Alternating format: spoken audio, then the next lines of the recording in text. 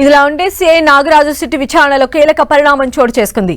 Nagaraju custody విచారణకు ఇప్పటికే అనుమతించిన కోర్టు ఉదయం 10 గంటల నుంచి సాయంత్రం 5 గంటల వరకు విచారించేందుకు పర్మిషన్ ఇచ్చింది. అయితే ఈ విచారణ నిబంధనలలో మార్పు కోరుతూ హైకోర్టులో లంచ్ మోషన్ పిటిషన్ దాఖలు చేశారు సిట్ అధికారులు. హైకోర్టు తీర్పు ఆధారంగా సిట్ విచారణ జరగనుంది.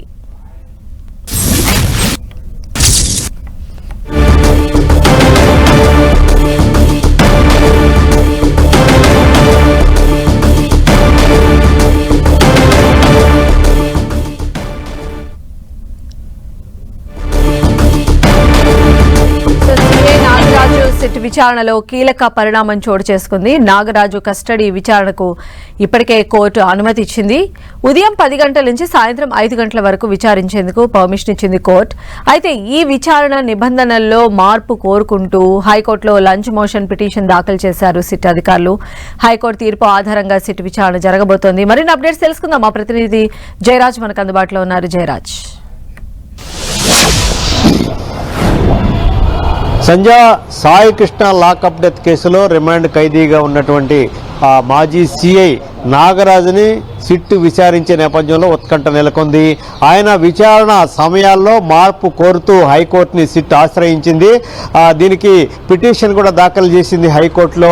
నాగరాజుని 12 రోజుల పాటు విచారించడానికి పోలీస్ కస్టడీ కోరిన నేపథ్యంలో కోర్టు మాత్రం 8 రోజుల కస్టడీకి అనుమతించింది. 8 రోజులు కూడా ఉదయం 10 గంటల నుంచి సాయంత్రం 5 గంటల్లోగా నాగరాజును విచారించాలి, న్యాయవాది సమక్షంలో విచారించాలి. విచారణ సమయంలో ఆడియో వీడియో రికార్డింగ్ కూడా చేయాలని చెప్పేసి నిబంధనలు విధించిన నేపథ్యంలో దీనికి పూర్తి స్థాయిలో సిట్ దీనిపైన హైకోర్టును ఆశ్రయించింది. సమయం విచారించే సమయాల్లో మార్పు కోరటం, అదేవిధంగా ఆడియో వీడియో రికార్డింగ్ సంబంధించిన అంశాలు కూడా ప్రస్తావిస్తూ అనుబంధ పిటిషన్ అయితే హైకోర్టులో దాఖలు చేసింది. నాగరాజుని విచారించే సమయంలో ప్రతిరోజు ఉదయం 10ంటికి తీసుకొని మెడికల్ టెస్టులు మిగతా అంశాలు పూర్తి చేసిన తర్వాత విచారించటం, అదేవిధంగా సాయంత్రం మళ్ళీ 5 గంటలకల్లా జైలుకి సమర్పించే సమయంలో మళ్ళీ మెడికల్ టెస్టులు చేయటది సమయం సరిపోదు విచారించడానికి.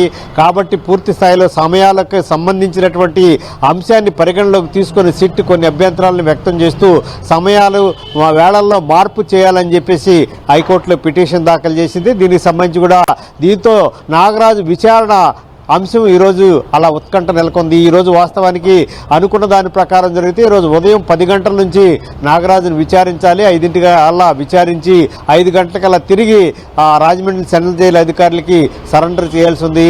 అయితే హైకోర్టుని సిట్ ఆశ్రయించే నేపథ్యంలో అటు సిట్ అధికారులకు సంబంధించిన న్యాయవాది, అదేవిధంగా నాగరాజుకు సంబంధించిన న్యాయవాది కూడా రాజమండ్రి సెంట్రల్ జైలుకి చేరుకున్నారు. ఈ లోపలనే సిట్ హైకోర్టుని ఆశ్రయించడంతో నాగరాజును విచారించే అంశం ప్రస్తుతానికి అట్లా ఆగున్నటువంటి పరిస్థితి. హైకోర్టు ఇచ్చేటటువంటి తీర్పును బట్టి నాగరాజు విచారణ సమయాల్లో మార్పు చేస్తారా, ఆ సిట్టు ఏమేమైతే అంశాలైతే కోర్టు దృష్టికి తీసుకొచ్చిందో వాటిలన్నిటికీ అనుమతిస్తారా లేదనేటటువంటి ఉత్కంఠ అయితే నెలకొంది. మొత్తం మీద చూస్తే దీనికి సంబంధించి సిట్ అయితే ఒక విధంగా 12 రోజుల పాటు కస్టడీ కోరిన నేపథ్యంలో కోర్టు 8 రోజుల పాటు ఇచ్చింది. 8 రోజుల పాటు తమ కస్టడీలో ఉంచి పూర్తి స్థాయిలో విచారణ చేసిన తర్వాత మళ్ళీ కోర్టు అనుమతి తీసుకుని జైలుకి ఇచ్చేటటువంటి అంశాన్ని పరిగణలోకి తీసుకోవాలని హైకోర్టు దృష్టికి తీసుకెళ్లినట్టుగా సమాచారం ఉంది. ఈ అంశం పట్ల కూడా కోర్టు నుంచి ఎలాంటి ఉత్తర్వులు వస్తాయి, నాగరాజుని విచారించే సమయం వేళల్లో మార్పులు చేస్తారా లేదనేటటువంటి ఉత్కంఠ అయితే ప్రస్తుతానికి నెలకొంది. సంధ్య, ఎలాంటి డెసిషన్ తీసుకున్నా దాన్ని ఆధారంగానే సిట్ అయితే అతన్ని విచారించే అవకాశం కనిపిస్తోంది. అంటే ఒకవేళ సిట్ అధికారులు కోరినట్టు ఏపీ హైకోర్టు నుంచి కనుక అనుమతులు వస్తే ఎలా ఉంటుంది, ఒకవేళ రాకపోతే సిట్ ఎలాంటి స్టెప్ తీసుకునే ఛాన్స్ ఉండొచ్చు?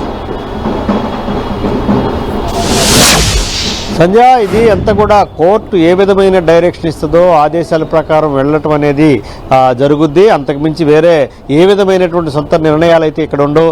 అయితే జిల్లా కోర్టు ఇచ్చినటువంటి నేపథ్యంలో ఆయన్ని నాగరాజుని ఉదయం 10 గంటల నుంచి సాయంత్రం 5 గంటల మధ్య మాత్రమే విచారించాలి. విచారణ సమయంలో న్యాయవాది సమక్షంలో విచారణ చేయాలి.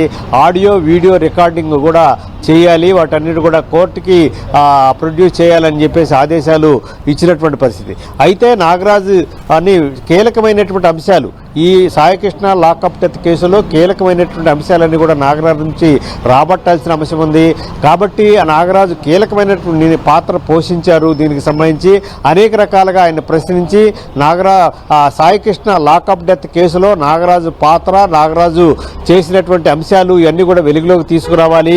అదేవిధంగా సాయికృష్ణ మృతి లాకప్ డెత్ అయిన తర్వాత ఆ బాడీని ఏం చేశారు, అసలు ఖననం చేశారని తల్లి చేస్తున్నటువంటి ఆరోపణల నేపథ్యంలో వాటికి సంబంధించిన ఎవిడెన్స్లు ఏ విధంగా ఉన్నాయి, ఆ నాగరాజుకి ట్రీట్మెంట్ ఇచ్చినటువంటి ఆర్ఎంపీ డాక్టర్ని ఎవరు తీసుకొచ్చారు, అదేవిధంగా ఇక్కడ కృష్ణలంక పోలీస్ స్టేషన్ దగ్గర నుంచి విజయవాడ పండిట్ నెహ్రూ బస్టాండ్ మీదుగా కృష్ణలంక శ్మశాన వాటికి వెళ్ళే నేపథ్యంలో అక్కడ ఉన్నటువంటి CCTV ఫుటేజ్లు ఏమైంది, అదేవిధంగా కృష్ణలంక పోలీస్ స్టేషన్లో ఉండాల్సినటువంటి మే 1వ తేదీ నుంచి జూన్ 1వ తేదీ వరకు ఉండాల్సిన CC ఫుటేజ్ ఎందుకు మాయమైంది, దీని కారకులు ఎవరు అనేటటువంటి అంశాల దిశగా నాగరాజును అయితే ప్రశ్నించాల్సిన అవసరం ఉంది.